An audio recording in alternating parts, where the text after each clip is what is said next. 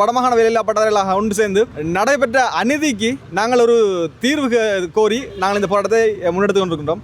அரசாங்கம் பல வாக்குறுதிகளை வழங்கி, அதாவது பட்டதாரிகளுக்கான வேலைவாய்ப்பு எந்தவித பாகுபாடுமின்றி அரச வேலைவாய்ப்பு தருவோம் என்று சொல்லி இந்த அரசாங்கம் பட்டதாரிகளுக்கு வேலை தருவோம் என்று சொல்லி கூறி இந்த ஆட்சிக்கு வந்தது.